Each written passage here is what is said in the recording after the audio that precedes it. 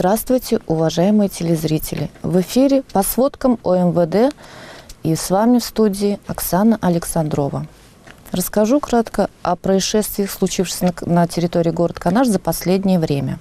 В период с 14 часов по 18 часов 21 апреля в городе Канаш неустановленное лицо, находясь на первом этаже дома номер 5 по улице Фрунзе, тайно похитило санки Ника, детские, принадлежащие жительнице этого дома, причинив ей ущерб на сумму 2500 рублей.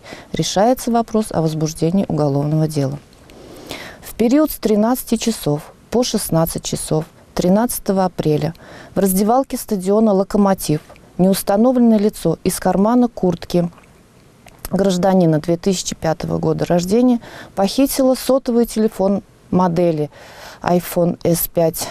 Также решается вопрос о возбуждении уголовного дела.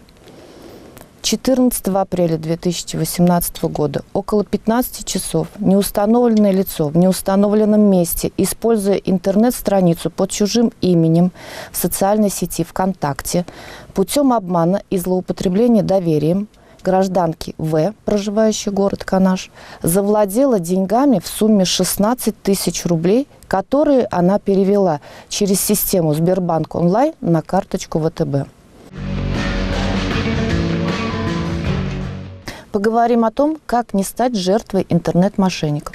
Мошенничество в интернете – явление нередкое. Чтобы не попасться на удочку мошенников, нужно знать, какие схемы они используют для получения наших денег. Самая распространенная схема – это поддельные электронные письма. Обычно используется массовая рассылка, но бывают и единичные письма. Они могут быть использованы для того, чтобы получать какие-либо данные, например, дату рождения или девичью фамилию вашей матери. В последнее время стали популярны схемы заработка в онлайн-казино. Мол, если работать по простой схеме, то в день можно получать до несколько тысяч долларов. Конечно же, это ложь. Ни для кого не секрет, что они только обогащают владельцев данных ресурсов. Однако множество неопытных пользователей принимают эти схемы за чистую монету и делают ставки, зачастую немаленькие. Онлайн-покупки приобретают все большую популярность среди россиян. К сожалению, увеличение числа покупателей в интернет-магазинах сопровождается и ростом активности мошенников в сети. Они предлагают товары за действительно смешные цены и работают только по предоплате.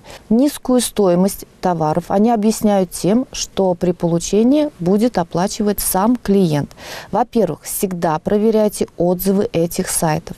Во-вторых, всегда сравнивайте с другими сайтами. Они не должны сильно отличаться.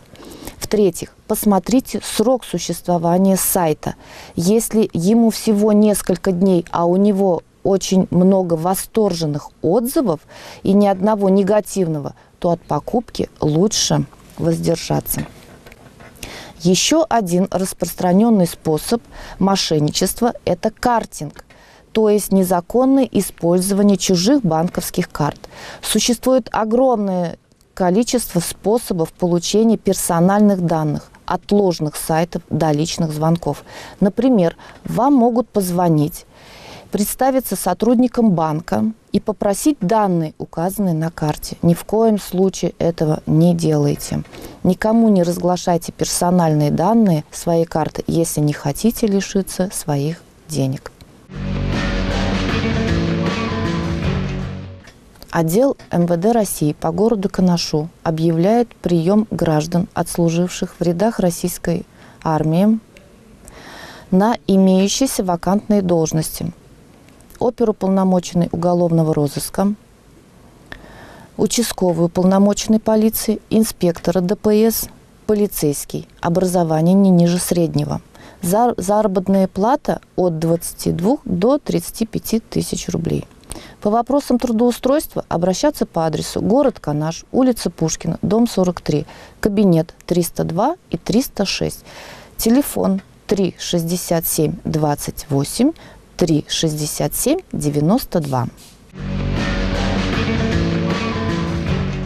Вниманию абитуриентов 2018 года. Отделом МВД России по городу Канашу продолжается отбор кандидатов на обучение в образовательной организации МВД России в 2018 году. Нижегородская академия МВД России и Казанский юридический институт.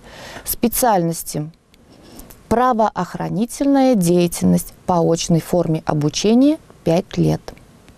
Санкт-Петербургский юридический институт МВД России по специальности судебная экспертиза и безопасность информационных технологий в правоохранительной сфере.